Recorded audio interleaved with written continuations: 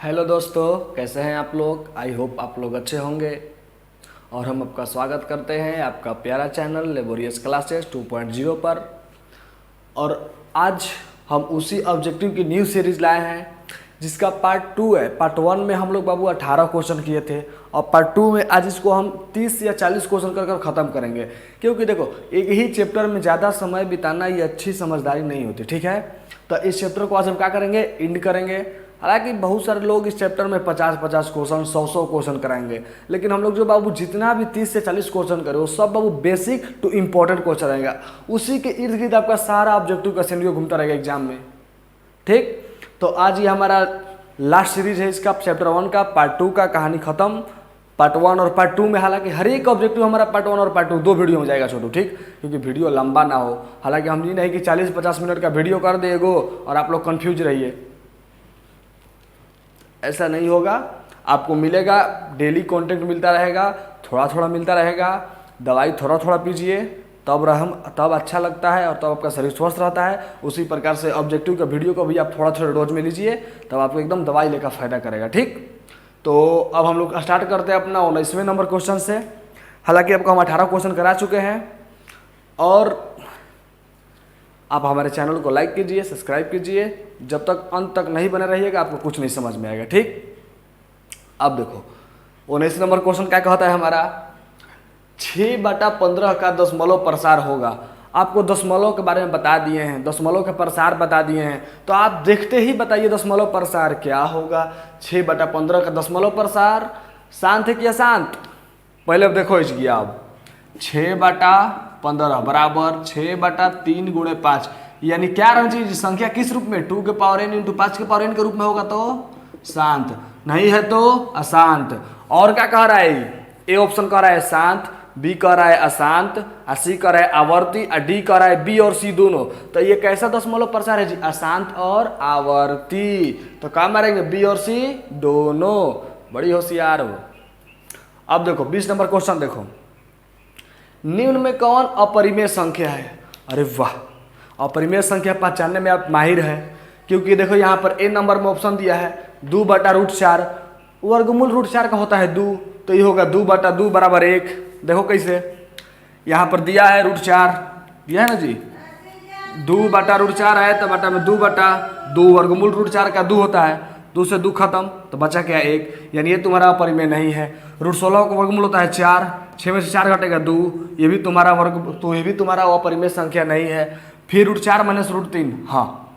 अब देखो √3 का वर्गमूल होता है जी, नहीं, तो ये क्या है तुम्हारा अपरिमेय संख्या, यानी C is the correct answer. D 9 में से 2 घटेगा 7, ये खुद तुम्हारा अपरिमेय संख्या आ गया। तो इसमें तुम्हारा अपरिमेय संख्या कौन है, तो 4 माइनस √3।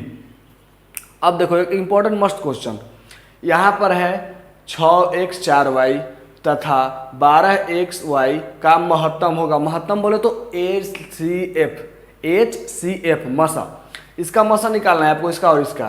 किसका किसका बाबू, देखो मसा निकालना है आपको, मसा निकालना है 6x 4y और 12xy। पहले आप क्या करेंगे, इसको 64xy लिख लेंगे, फिर क्या करेंगे, इसको 12xy लिख लेंगे।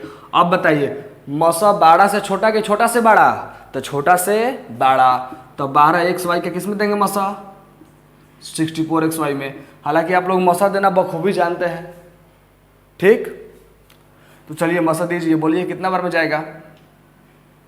अब बताइए, एक बात ध्यान रखिएगा छोटू, जो भाग बीज द्वारा मसा है ना, आपको इसमें बहुत रेयर निकालना पड़ेगा, और निकाल सकते हैं तो बहुत अच्छा है ना। तो सबसे अधिक आपको कार्य बाबू जानते हो किस पे काम करना है आपको, इस पर नहीं, किस पर, इस पर नहीं, अभाज्य गुणनखंड विधि से आप मसा निकालेंगे एनी टाइम।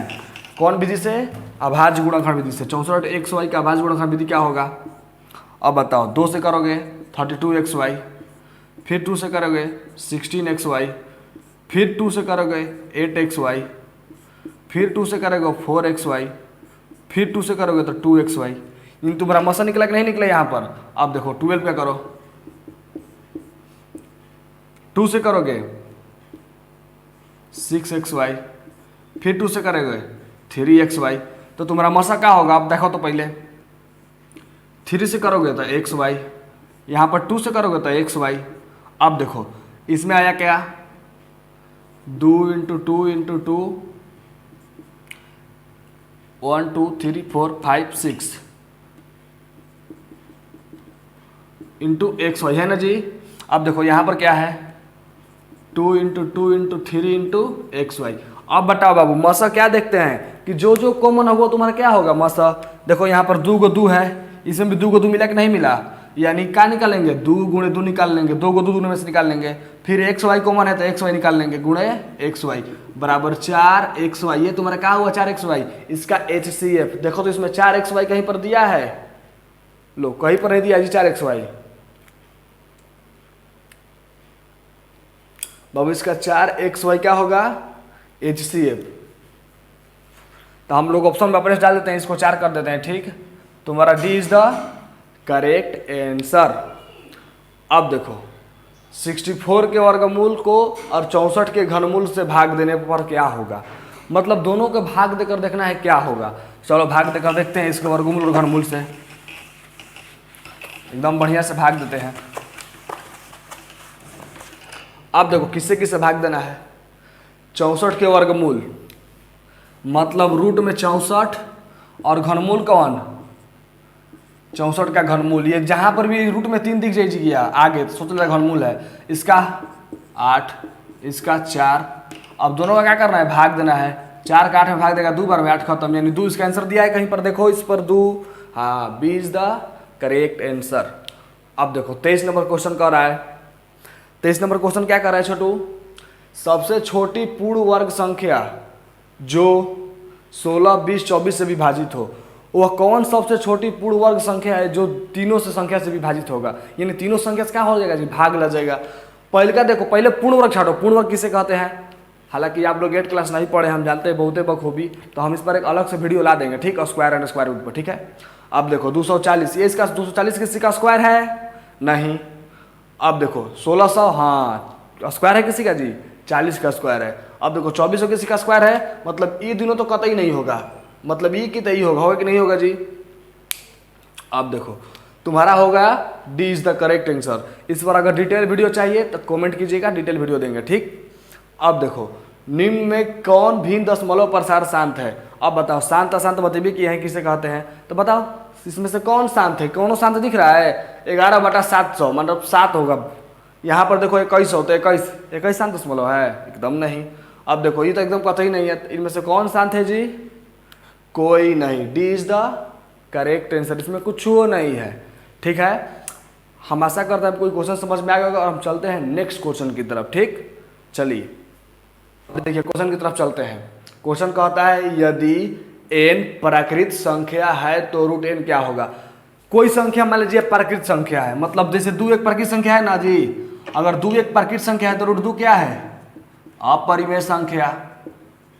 यदि 4 एक प्राकृत संख्या है तो रूट 4 क्या है एक प्राकृतिक संख्या ही है या पूर्णांक संख्या ही है। तो देखते हैं, देखिए इसमें क्या कर दिया है, प्राकृत संख्या अपरिमेय संख्या ए बी दोनों कोई नहीं। तो बताइए यदि n एक प्राकृत संख्या है तो रूट n क्या होगा, ए और बी दोनों ना जी, प्राकृत और अपरिमेय। देखो तो यहाँ पर अपरिमेय भी है और प्राकृत भी हो रहा है, तो कौन होगा इसमें ऑप्शन सही बताइए आप लोग। सी इज द करेक्ट आंसर, ए और बी दोनों। अब बताइए क्योंकि रूट n के जगह पर कोई संख्या नहीं ना है जी, n के जगह कोई भी 4 16 12 6 8 कुछ हो सकता है। अब कह रहे हैं यदि xn+1 का एक गुणक x+1 है तो n क्या है, हो तो n क्या है, n धनात्मक पूर्णांक है, n विषम पूर्णांक है, n ऋणात्मक पूर्णांक है, n एक सम पूर्णांक है, क्या है, मतलब n का वैल्यू पूछ रहा है। अब देखो बापचवा, अब ताको है ने एक बार बढ़िया से देख लो इसको। x मान लो कोई संख्या है वैसे में 2, अगर n के जगह हम 1 रखते हैं गुणा में, अब प्लस में क्या होगा 1 देवे किया है तो 2 1 है 2 1 3। अब बताओ n के साथ यदि हम 2 रखते हैं, मतलब यहाँ पर संख्या कोई चारों ले लेते हैं, प्लस में 1 रखते हैं तो क्या होगा 4 दूना 8 1 9। अब बताओ ये एक सम है कि विषम पूर्णांक हो रहा है, कौन संख्या आ रहा है इसको सॉल्व करने पर, सम आ रहा है कि विषम आ रहा है, बाबू क्या आ रहा है विषम आ रहा है। तो ये कौन पूर्णांक है यहाँ पर विषम पूर्णांक, B is the correct answer. कुछ वो डाउट हो तो कमेंट कीजिए बेहिचक। अब देखो कह रहा है यदि दो संख्या का HCF 15 और LCM 90 तो संख्या का गुणनफल होगा। अरे इसको हम पहले का वीडियो में ही बता सकते हैं बाबू। ऐसा क्वेश्चन तो तू लोग का बाएं हाथ का खेल है, नचाएगा अंगूरी पे तो ऐसे ऐसे गिर गिर नचाएगा। अब देखो ये क्या कह रहा है, यदि दो संख्याओं का HCF माने कि पहली संख्या A और दूसरी संख्या B, इन दोनों का HCF कितना दिया है, HCF दिया है आपका कितना 15, LCM कितना दिया है 90। अब दोनों का क्या पूछ रहा है गुणनफल, तो क्या होता है बताओ, तो दोनों का गुणनफल करो। तो आप बताओ गुणनफल किसे कहते हैं, पहली संख्या गुणे दूसरी संख्या बराबर HCF गुणे LCM। यानी दोनों संख्याओं का गुणनफल किसके बराबर होता है छोटू, और HCF और LCM के गुणनफल के बराबर। तो 90 और 15 का गुणा कर दोगे तुम्हारा आंसर आ जाएगा। ठीक, तो इन दोनों का गुणा करोगे तो 5, ऐसे को 5 करोगे तो फिर 13 5 1355। 1355 कहा दिया इसमें, देखो B is the correct answer. अब देखो ये मुंह जबानी क्वेश्चन है। संख्या रेखा पर प्रत्येक बिंदु प्रदर्शित करता है, वह कौन सी संख्या है जो संख्या रेखा पर प्रदर्शित होता है। वास्तविक संख्या को संख्या रेखा पर प्रदर्शित करती है, इसका परिभाषा है ना। तो इसमें वास्तविक संख्या कहाँ दिया है ना, देखो वास्तविक संख्या दे दिया है, जिस संख्या को संख्या रेखा पर दर्शाया जो कौन संख्या, वास्तविक संख्या। सीधा परिभाषा से क्वेश्चन है एगो। अब देखो पूछ रहा है, यो एकदम मुंह जबानी रहना चाहिए, निम्न में से कौन परिमेय संख्या है।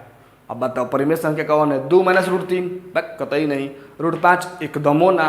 अब देखो 2√3 बाटा में √3 लग तो रहा है जी, क्योंकि √3 क्या हो जाएगा, कट जाएगा बाटा में, तो खाली क्या बचेगा 2, यानी C is the correct answer. अब देखो √2 होगा, कतई नहीं।